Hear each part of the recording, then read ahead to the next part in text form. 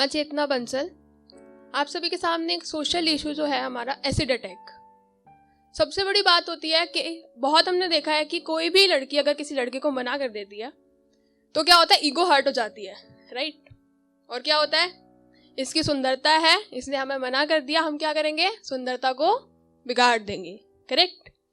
तो आज मैं उसी पे आपको बताना चाहूंगी। जब मैं कविता लिख रही थी उसके दौरान, जब लिखते लिखते जितनी परिस्थितियां आई, उसके मन की जो भी इच्छाएं थी, मैं इतना रोई कि मैं आपको बता नहीं सकती।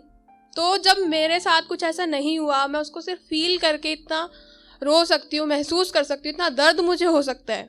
तो सोचिए जिसके साथ वो हुआ तो क्या हुआ होगा। और ये इंस्पिरेशन मुझे मिली छपाक मूवी जब मैंने देखी। लिटरली 2 दिन तक ना मैंने कुछ खाया ना मैं सोई, पूरी रात जागी, तब मैंने ये कविता लिखी है। तो मैं आप सभी को आशा करूंगी कि आप सभी इसको महसूस कर पाएं। तो शुरू करते हैं। पापा की परी मम्मा की राज दुलारी, सुलझा रही थी जिंदगी की कड़ियां बारी बारी। स्कूल पढ़ चुकी थी, अब कॉलेज जा रही है लड़की, बहुत सारे सपने देखे। तो आगे सुनते हैं। स्कूल की पहेली अब सुलझा चुकी थी, कॉलेज की पहेली अब सुलझाने चली थी।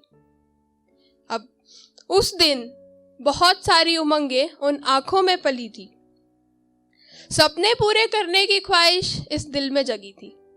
अब लड़की चली है कि चलिए जी हम अपने सपने पूरे करेंगे।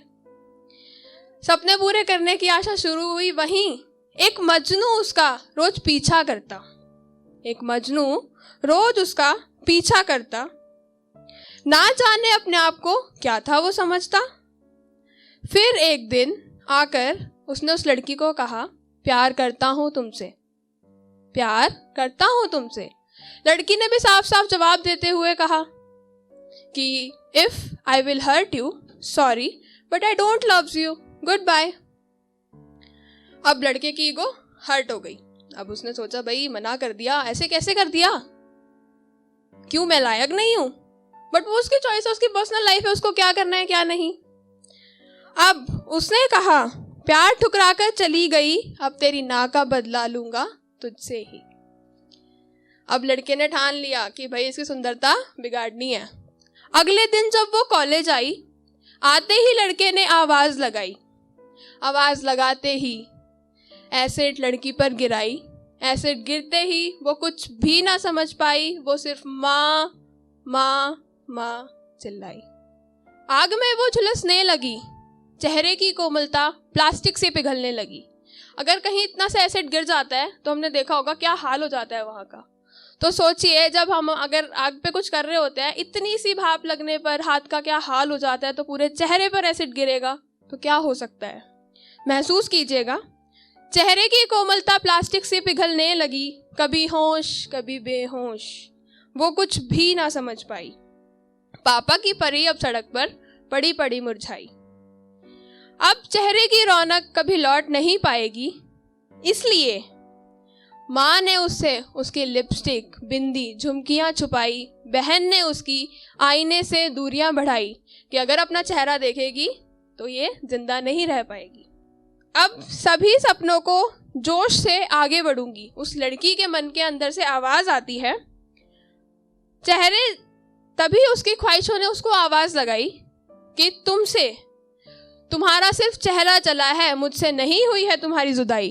तभी लड़की ने ठाना अब कि मैं अब और भी ज्यादा मेहनत से आगे बढ़ूंगी, अपने सभी सपनों को उसी जोश के साथ पूरा करूंगी।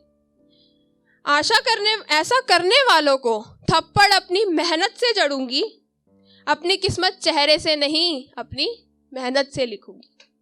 फिर एक दिन वो भी आएगा जिस दिन सभी को मेरे इस चेहरे से ही प्यार हो जाएगा।